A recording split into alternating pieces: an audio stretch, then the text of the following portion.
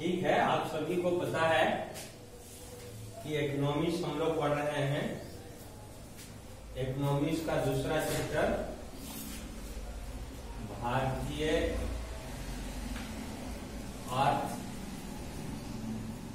अर्थव्यवस्था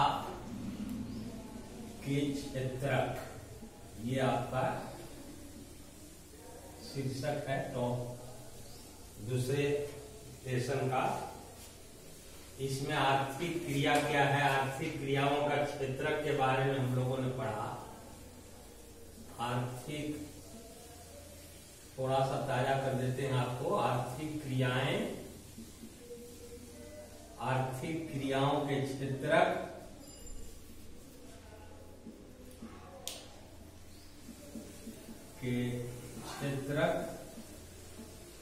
इसको पढ़ चुके हम लोग। इसी शीर्षक के अंतर्गत 3 क्षेत्रकों की तुलना हम लोगों ने पढ़ा।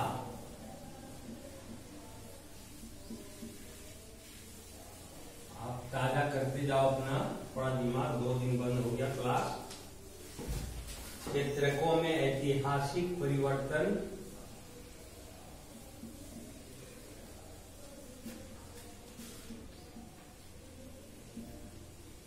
ऐतिहासिक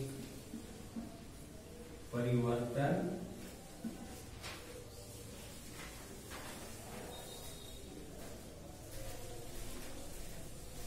उत्पादन में तृतीय क्षेत्रक का बढ़ता महत्व,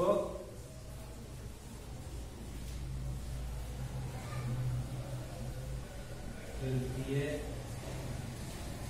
क्षेत्रक का बढ़ता महत्व,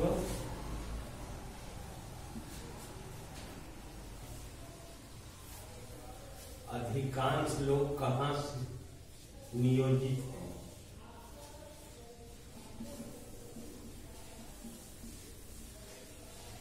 कहाँ नियोजित हैं,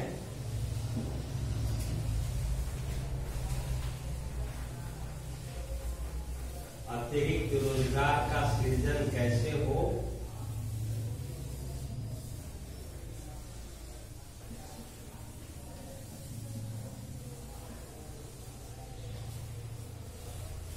सृजन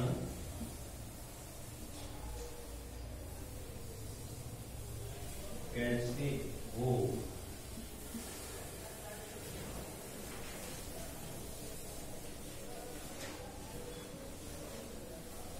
इतना चैप्टर हम लोग इसमें, इतना शीर्षक हम लोगों ने पढ़ लिया है टॉपिक के। अब आज आपको पढ़ना है संगठित और असंगठित, संगठित और असंगठित के रूप में क्षेत्रकों का विभाजन।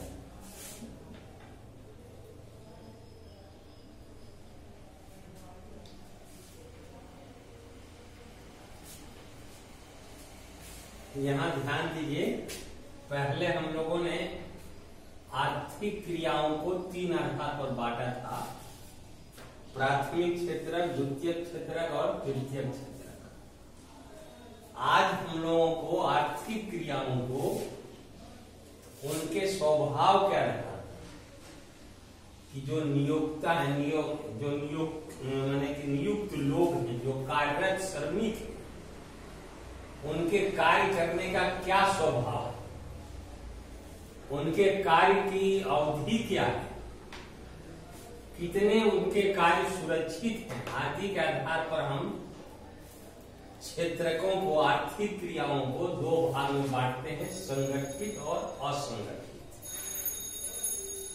इसमें आपके बुक में देखिए छोटा छोटा ब्लॉक में करके कहानी किया है, एक कांता का और एक कमल का। इसमें बताया गया है कि कांता एक कार्यालय में काम करती है। वह 9:30 बजे सुबह से 5:30 बजे शाम तक अपने कार्यालय में रहती है, शाम तक। यह प्रतिदिन जाती है अपने कार्यालय और महीने के अंत में इसको एक निश्चित वेतन मिलते हैं, पगार के रूप में, पारिश्रमिक के रूप में।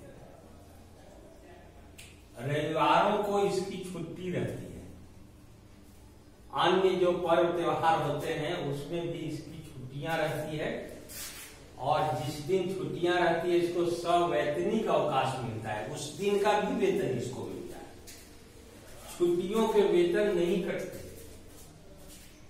काम करने की अवधि निश्चित है, छुट्टियों के लिए इसको सवेतन अवकाश मिलता है, महीने के अंत में एक निश्चित पगार पाती है, इसका काम सुरक्षित है या एक निश्चित अवधि के लिए इसको काम मिला हुआ है, उसके बीच उसका नियोक्ता उसको हटा नहीं सकता, काम देते समय नियुक्ति पत्र उसको मिला हुआ है, नियमबद्ध उसके साथ शर्तें हैं। इसके अलावे उसको भविष्य निधि, स्वास्थ्य सुविधाएं आदि भी प्राप्त हैं। अगर वह अस्वस्थ हो जाती है तो अस्वस्थ अवस्था में सवैतनिक अवकाश भी उसे मिलते हैं। कहने का मतलब, काम करने का नियत समय, साफ सुथरा स्थान, निश्चित वेतन, सवैतनिक अवकाश, स्वास्थ्य सुविधाएं आदि उसे प्राप्त है। तो इस तरह का जो क्षेत्रक है उसको हम संगठित क्षेत्रक कहते हैं। संगठित क्षेत्रकों में श्रमिकों के जो काम होते हैं वो सुरक्षित होते हैं, उनके काम करने के घंटे तय होते हैं, उनका काम करने का स्थान साफ सुथरा होता है, उनको सवैतनिक अवकाश भी मिलते हैं, रविवार और अन्य अवकाश। उसको अगर बीमार हो जाने पर सवैतनिक अवकाश भी मिलता है, स्वास्थ्य संबंधी सुविधाएं भी मिलती है, भविष्य निधि भी प्राप्त होता है, अन्य और सरकारी सुविधाएं भी उसको मिलते रहता है। तो ऐसे जो क्षेत्रक होते हैं, ऐसे जो क्षेत्र होते हैं, वहां जो श्रमिक काम करते हैं उनका भविष्य सुरक्षित रहता है, उसको हम संगठित क्षेत्रक कहते हैं।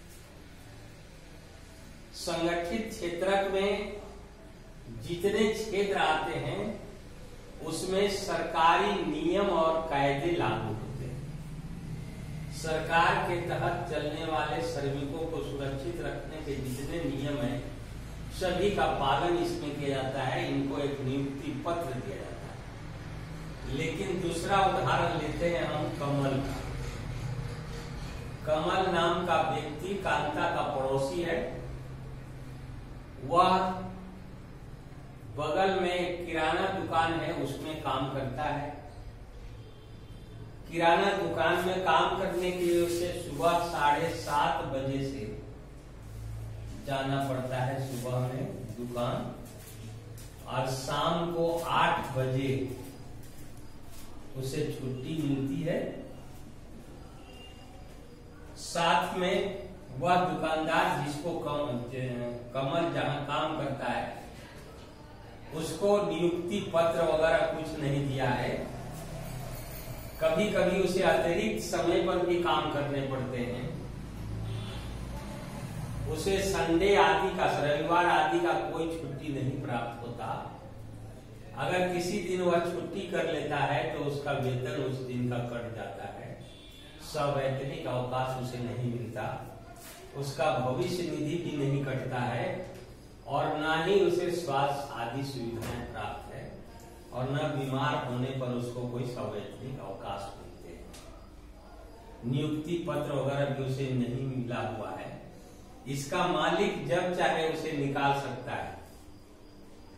इस तरह से न तो इसकी नौकरी सुरक्षित है, न इसको वेतन ज्यादा मिलता है, इसको कम वेतन पर भी यह काम करने को मजबूर है। जब चाहे तब उसका मालिक उसे निकाल सकता है। काम करने के घंटे भी कांता के तुलना में ज्यादा है। काम करने का स्थान साफ सुथरा है कि नहीं है, स्वास्थ्यकर है या नहीं है, इस पर उसका मालिक कोई ध्यान नहीं देता, उसको कोई भविष्य निधि नहीं करता है, न स्वास्थ्य सुविधाएं प्राप्त है। तो इस तरह का जो उदाहरण है उसको असंगठित क्षेत्र का।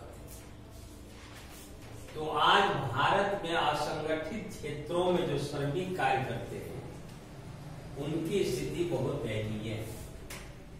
संगठित क्षेत्रों में काम करने वाले लोगों की संख्या कम है, क्योंकि ऐसे संगठित क्षेत्रों में या तो सरकार स्वयं वैसे क्षेत्रों को चलाती है या जो लोग चलाते हैं उनको सरकारी नियमों का अनुपालन करना होता है।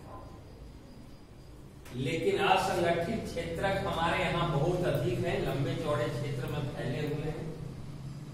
इनमें काम करने वाले श्रमिकों या मालिक किसी तरह का कोई नियम का पालन नहीं करते।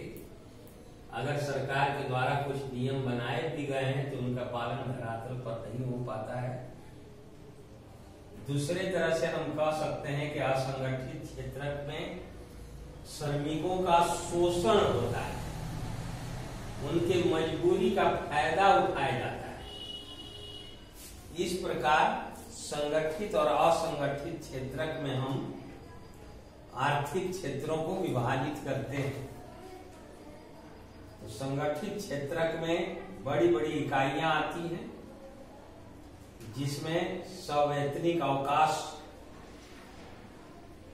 और जिनका काम सुरक्षित होता है उनकी भविष्य निधि मिलती है, कई छुट्टियां उन्हें मिलती है, रविवार के अतिरिक्त पूजा त्योहार में भी उसे छुट्टी मिलती है, उनका जीवन सुरक्षित रहता है। और असंगठित क्षेत्र इसके विपरीत होता है। तो संगठित क्षेत्र और असंगठित क्षेत्र कार्य करने की प्रवृत्ति, रोजगार की स्थिति के आधार पर हम संगठित और असंगठित क्षेत्रों के रूप में विभाजित करते हैं। संगठित क्षेत्र में भले ही कम लोगों को रोजगार मिलता है, लेकिन उनका जीवन सुरक्षित रहता है, उनका सुखमय जीवन बीतता है, उनको वेतन भी अच्छा मिलता है। असंगठित क्षेत्रों के श्रमिकों का न तो कार्य निश्चित होता है, न उनका वेतन अच्छा होता है, न उनका जीवन ढंग से बीतता है। तो जितने भी क्षेत्र हैं उनको हम दो वर्गों में बांटते हैं, संगठित और असंगठित। पहले आर्थिक क्रियाओं को हमने 3 क्षेत्रों में बांटा, प्राथमिक, द्वितीयक, तृतीयक। अब आर्थिक क्षेत्रों को हम संगठित और असंगठित क्षेत्र के रूप में बांटते हैं। समझ में आ गया संगठित क्षेत्र क्या होता है, असंगठित क्षेत्र क्या होता है। संगठित क्षेत्र वैसे क्षेत्र होते हैं जो सरकार के नियम आदि का पालन करते हैं। संगठित क्षेत्र या तो सरकारी क्षेत्र हैं या वैसे क्षेत्र हैं जो सरकार द्वारा नियम कानून बना करके उनको अनुपालन करने के लिए बाध्य किया जाता है। और असंगठित क्षेत्र में न सरकार का कोई दायित्व है, न कोई विशेष रूप से वो नियम कानून बनाती है। अगर सरकार कुछ नियम कानून बनाती भी है तो उनके नियम कानून सही ढंग से लागू नहीं हो पाते। यहाँ पर लोगों का रोजगार सुव्यवस्थित नहीं होता, उनका वेतन कम होता है, काम करने के घंटे अधिक होते हैं, काम करने की परिस्थितियां स्वास्थ्यकर नहीं होती हैं, उनको नियोक्ता जब चाहे तब उनको कार्यों से हटा सकता है। तो संगठित और असंगठित क्षेत्रों के रूप में आर्थिक क्रियाओं का बंटवारा हम लोगों ने देखा। अब इसी में एक शीर्षक दिया है असंगठित क्षेत्र के श्रमिकों का संरक्षण कैसे हो।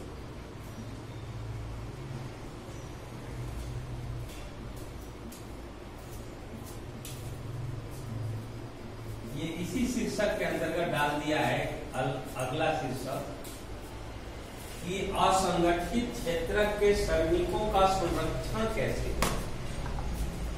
तो इस टॉपिक में जब हमने डील किया संगठित और असंगठित क्षेत्र किसको कहते हैं, तो यह स्पष्ट हो जाता है कि असंगठित क्षेत्र में जितने श्रमिक लगे हुए हैं उनके काम करने के घंटे भी सुनिश्चित नहीं है, उनका रोजगार भी नियत समय के लिए नहीं होता है, उनका वेतन भी बहुत कम होता है और उनको नियुक्ति पत्र वगैरह कुछ नहीं मिलते, सवैतनिक अवकाश एक भी नहीं मिलता, स्वास्थ्य सुविधाएं और भविष्य निधि वगैरह की कोई सुविधा नहीं मिलती।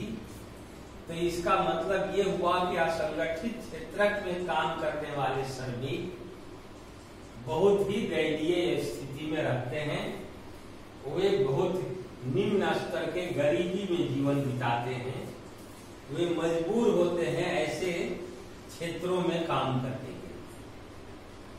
इसका मतलब ये हुआ कि असंगठित क्षेत्रों के जो श्रमिक हैं उनको संरक्षण प्रदान करने की आवश्यकता है।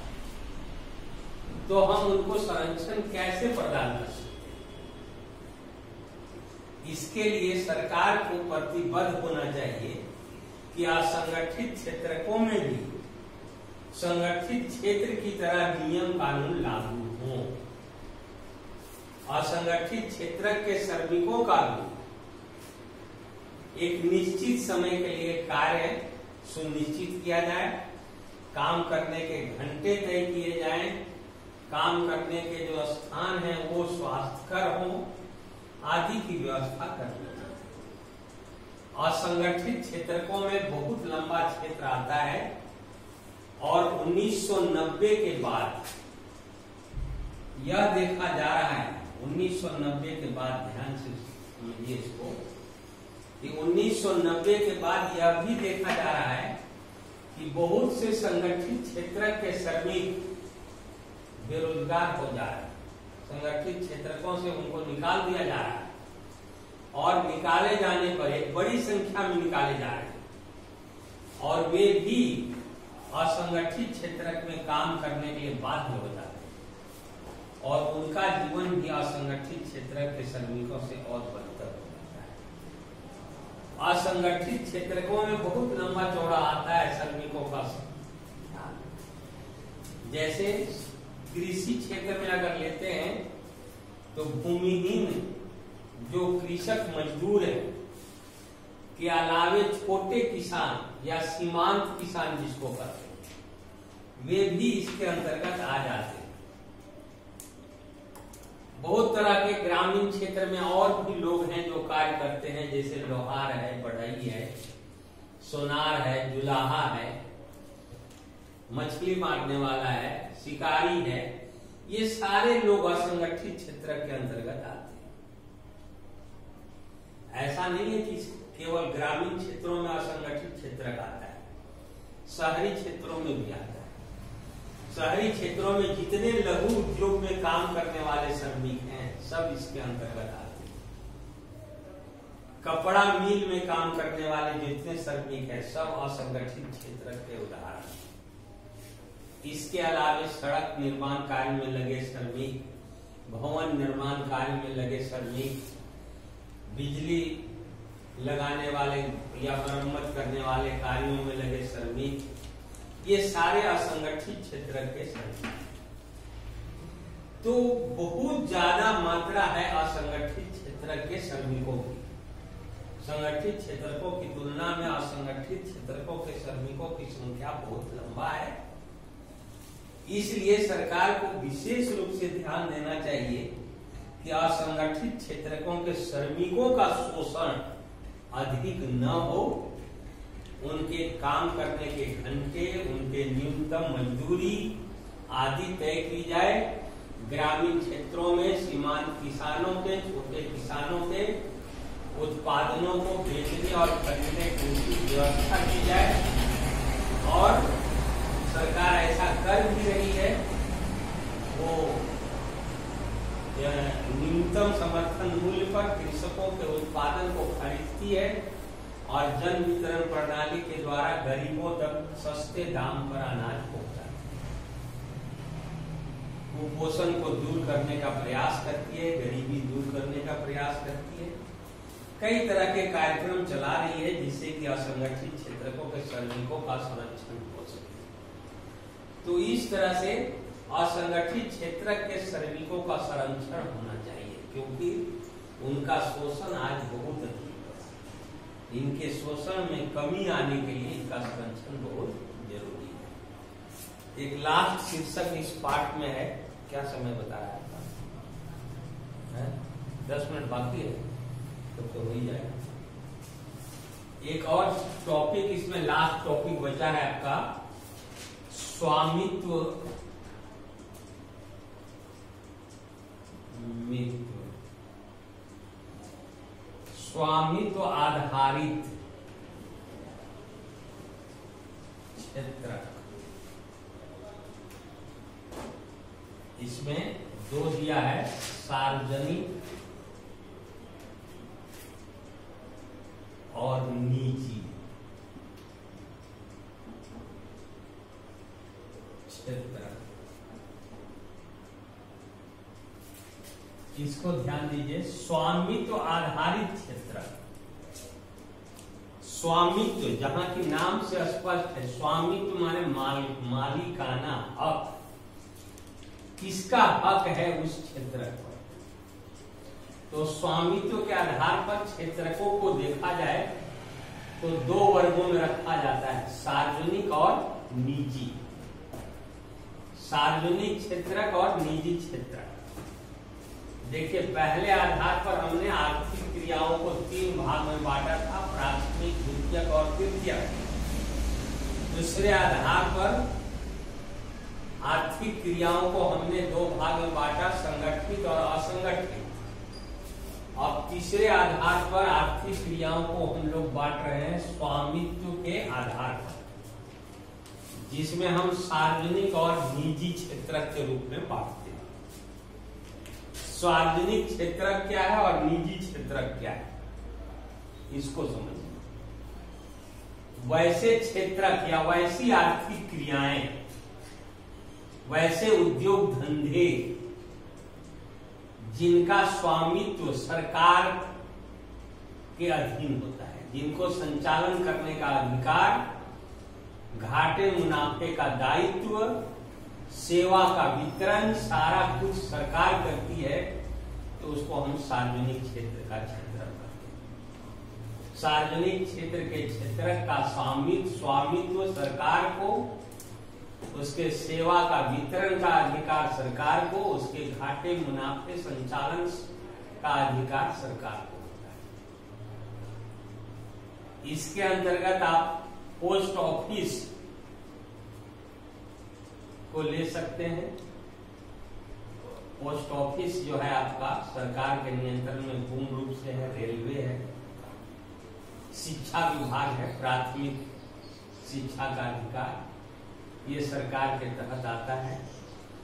तो सार्वजनिक क्षेत्र में आप सरकारी इकाइयों को ले सकते हैं,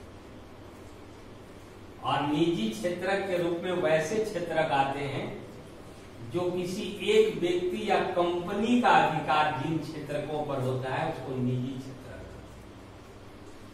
निजी क्षेत्रक के संचालन का, सेवा के वितरण का, उसके घाटे और मुनाफे का सारी जिम्मेवारी किसी एक व्यक्ति या कंपनी को।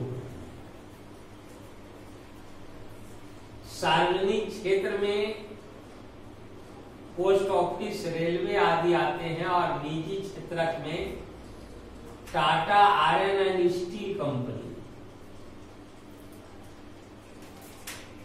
और दूसरा रिलायंस कंपनी, ये सब कंपनियां आती हैं।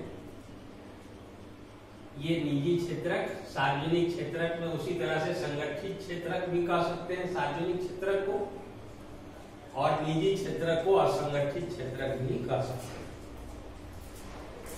सार्वजनिक क्षेत्रक में काम जो होता है वो सरकार के द्वारा किया जाता है।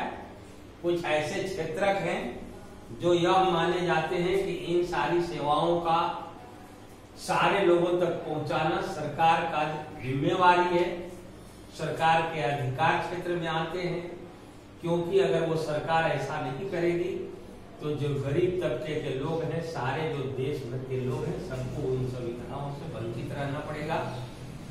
जैसे कि बांध का निर्माण करके सिंचाई का प्रबंध करना, बिजली उचित दर पर सभी को उपलब्ध कराना, ये सारी चीजें ऐसी हैं जो सरकार को अनिवार्य रूप से करने पड़ते हैं। अतः वैसे क्षेत्रों को सरकार सार्वजनिक क्षेत्रों में रखती है और निजी क्षेत्रक वैसे क्षेत्रक होते हैं जिसमें निजी व्यक्ति या तो किसी कंपनी का अधिकार होता है। निजी व्यक्ति या कंपनी अधिक से अधिक अपना लाभ करना चाहती है, श्रमिकों के लाभ से उनको कोई मतलब नहीं रहता है।